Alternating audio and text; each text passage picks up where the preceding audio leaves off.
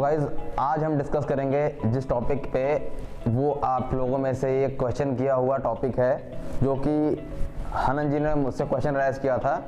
मैं भी अगर आप तक ये वीडियो पहुंचे, आप देखिए, हमने आपसे बताया भी कि हाँ बहुत जल्द वीडियो आ जाएगी, तो आप इस वीडियो को लास्ट तक देखें और बाकी लोग भी लास्ट तक देखते रहें, ताकि आपको जो डाउट हनन जी को हुई है वो आप लोगों में से किसी को अगर हो तो वो क्लियर हो जाए। बिकॉज ये डाउट्स बहुत ज़्यादा लोगों को होती है कि सर एल का जो स्ट्रोक कांस्टेंट होता है वो अपवर्ड होता है, और ये मोस्टली कई जगहों पे देखा गया कि ये डाउनवर्ड चला आया है, ऐसा क्यों? तो सबसे पहले मैं डिस्कस करता हूँ एल के बारे में।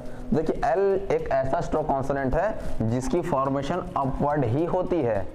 इसको आप जब स्ट्रोक कांस्टेंट बना रहे थे तो आपके सामने सिर्फ दो स्ट्रोक ही ऐसे आए थे, एच एंड आर, जिसकी अपवर्ड एंड डाउनवर्ड दो वेरिएशन निकली हुई थी। बट एल हो गया, एस एच हो गया, कुछ और भी स्ट्रोक्स ऐसे होंगे, डिस्कस करेंगे उस पर। अगर आपको कोई डाउट्स होगा तो बताइएगा।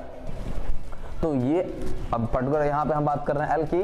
तो एल हमारा जो स्ट्रोक कॉन्सोनेंट है वो अपवर्ड के साथ साथ कभी कभी डाउनवर्ड भी आता है। वो डिपेंड करता है कुछ रूल्स, कुछ कंडीशंस के ऊपर कि किन जगहों पे हमारा एल डाउनवर्ड आ सकता है या फिर आना चाहिए। तो उन टॉपिक्स को डिस्कस करते हैं कि एल हमारा डाउनवर्ड कब कब आता है। तो इन्होंने क्वेश्चन किया था कि सर जो हमारा upward and downward L and S H है, वहां से क्वेश्चन राइज किया था और एक एग्जांपल दिया था। मैं उनका एग्जांपल लिख देता हूं यहाँ पे, O N L Y only, और ओनली में आपका एल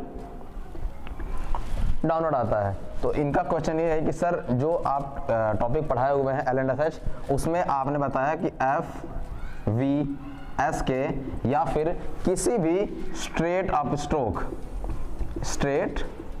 स्ट्रोक इनके साथ अगर एल आता है, इनके जस्ट बाद अगर एल आता है, तो आपका जो एल है वो डाउनवर्ड जाता है।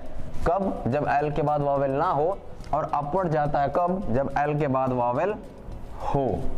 यही कंडीशन अप्लाई हुई थी ना कि अगर एल के बाद वावेल है, अगर आपका यहाँ एल है, एल के पहले एफ वी एस के या फिर कोई भी स्ट्रेट अप स्ट्रोक हो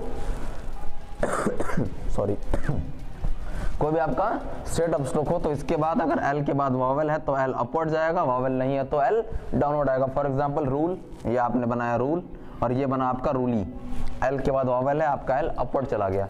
तो सर ओनली में एल के बाद वावेल है, हाँ है, फिर भी एल आपका डाउनवर्ड गया है, जबकि आपने कहा कि अगर एल के बाद वावेल हो तो एल अपवर्ड जाएगा।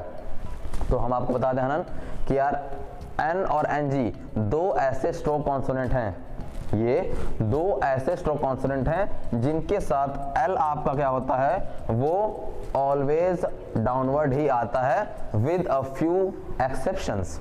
वो एक्सेप्शंस भी हम आपको क्लियर कर देंगे कि किन जगहों पे वो नहीं जाता है, बट विद फ्यू एक्सेप्शंस ही ये आपका एल डाउनवर्ड नहीं जाएगा। अदरवाइज एन और एन जी के तुरंत बाद आया हुआ एल, चाहे उसके साथ कोई वावेल हो चाहे ना हो, एल आपका डाउनवर्ड ही जाता है। क्यों? Only because of their easier joining, because N के साथ एल का डाउनवर्ड ज्वाइनिंग ज्यादा बेटर होता है as comparison to upward, because ये आपके मोशन को ब्रेक करता है, आपके रनिंग हैंड मोशन को ब्रेक करता है। अब जो मैंने बात की थी फ्यू एक्सेप्शंस, तो वो एक्सेप्शंस क्या होते हैं?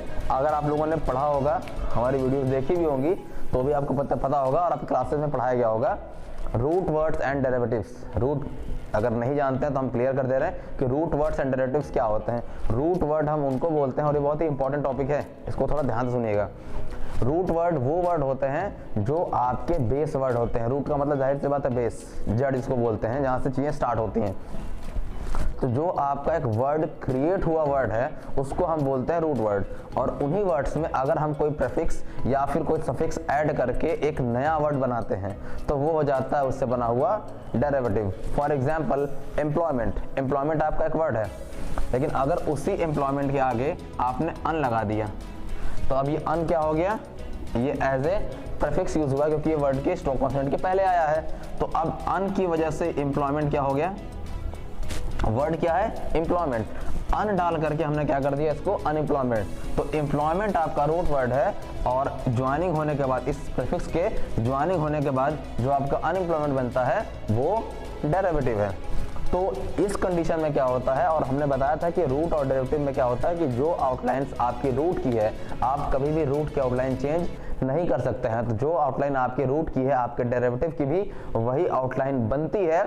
चेंजिंग क्या होती है? सिर्फ और सिर्फ जो एक्स्ट्रा प्रीफिक्स मींस जो आगे जुड़ते हैं या फिर सफिक्स जो लास्ट में ऐड होते हैं, वो जो भी चीजें एक्स्ट्रा आती जाती रहती हैं, आप उसको उसके साथ ऐड कर सकते हैं, आइदर इनिशियली और फाइनली कर सकते हैं, मींस करना होता है। तो अनएम्प्लॉयमेंट, अगर आपका एम्प्लॉयमेंट, चलिए हम शॉर्ट फॉर्म में भी डिस्कस कर देंगे, बट मे भी आप लोग जो एडवांस मैटर लिखते होंगे आप लोग को पता होगा एम्प्लॉयमेंट बनाने का तरीका। देखिए एम्प्लॉयमेंट वैसे तो बनती है पूरी स्ट्रोक कॉन्सोनेंट एम्प्लॉयमेंट, तो अगर अनएम्प्लॉयमेंट बनेगा तो अनएम्प्लॉयमेंट, ठीक है। तो ये अन एक्स्ट्रा ऐड हुआ, इसको आपने इनिशियली ऐड कर दिया। बाकी रूट की आउटलाइन में आप देखें, अगर इस अन को हटा करके तो ये आपका जस्ट का तस जैसे का तैसा ही दिखता रहेगा, इसमें कोई चेंजिंग नहीं होती है। तो कभी भी डेरिवेटिव बने हुए डेरिवेटिव में रूट की आउटलाइन को आप चेंज नहीं कर सकते हैं। तो आपका एक वर्ड आता है लोड एंड अनलोड, ठीक है। अब लोड क्या है? रूट वर्ड है, और अनलोड क्या है? एक डेरिवेटिव है। तो लोड आपका ये बनता है एल अपवर्ड के साथ डी। तो जब इसका डेरिवेटिव बनाते हैं तो एन के बाद एल आया हुआ एल वो आपका अपवर्ड जाता है। तो मे बी मैं अगर उतना बता के रह जाता तो आप कहते हैं कि सर अनलोड, फिर एक नया टॉपिक आती। तो दैट्स व्हाई मैंने इस टॉपिक क्लियर कर दिया कि ये एक्सेप्शंस क्या है, कि अगर आपका रूट से बना डेरिवेटिव आता है तो डेरिवेटिव की रूट की आउटलाइन जो है वो जैसी की तैसी, देखिए लोड जैसे यहाँ है वैसे यहाँ भी है, जो सिर्फ एक्स्ट्रा प्रीफिक्स आया है उसको आपने ऐड किया है। अगर ये अनलोडिंग होता तो आप इसमें एनजी लगाते हैं, लोडिंग होता तो एनजी लगाते, बट जो रूट बना हुआ है वैसा ही डेरिवेटिव है। जो चीज़ें इनिशियली या फाइनली आती हैं आप सिर्फ उसको आगे या फिर पीछे ऐड करते हैं, दैट्स इट। आप रूट की आउटलाइन में कभी भी चेंजिंग नहीं कर सकते हैं। तो हनन ये जो आपने रूल पढ़ा हुआ था बिफोर एफ वी एस के या फिर स्ट्रेट अप स्ट्रोक, ये बिल्कुल सही रूल थी। बट जो आपका डाउट था ओनली को लेकर के, तो वहाँ मैंने क्लैरिटी यही लाई कि ओनली आपका क्या है? एक रूट वर्ड है, और कभी भी एन या फिर एनजी के साथ जब भी आप एल को ऐड करते हैं तो एल आपका ऑलवेज डाउनवर्ड ही आता है, only because of their easier joining. Hope आपको इस टॉपिक पे अब डाउट नहीं होंगे, और अगर होता है तो मैं कहता हूँ वीडियो को एक बार नहीं आप 2 बार देख लीजिए। बिकॉज देखिए इससे क्या होगा, आपकी चीज़ों के जो डाउट्स हैं वो क्लियर होगी, क्लैरिटी आपके सामने ही आएगी। उसके बाद भी अगर डाउट बचते हैं आप मुझे बताइएगा, हम इस पर फिर अलग से कुछ और ब्रीफ डिस्कशन कर लेंगे। बट मुझे नहीं लगता कि इतना बताने के बाद भी डाउट्स रह पाएंगे। होता है तो आप डाउट्स के लिए संकोच नहीं करिएगा कि सर से यार एक बार पूछ लिए अब दोबारा नहीं पूछेंगे, अच्छा नहीं लगता है। ऐसा कुछ नहीं है, don't be shy. Questions arise करने में आप शर्माए ना, सोचे ना। आपको जो भी क्वेश्चंस हैं, जो भी डाउट्स आते हैं, आप मुझसे बेहिचक पूछिए। हम यहाँ आपके क्वेश्चन के आंसर करने के लिए ही बैठे हैं। और हनन ने मुझसे क्वेश्चन किया, हमें अच्छा लगा। और आप लोगों से भी हमारी एक रिक्वेस्ट है या सजेशन है कि आपको जो भी डाउट होता है आप कमेंट सेक्शन में, इंस्टाग्राम से या फिर हमारे व्हाट्सएप से आप हमें उस क्वेश्चन को लिख करके भेजें।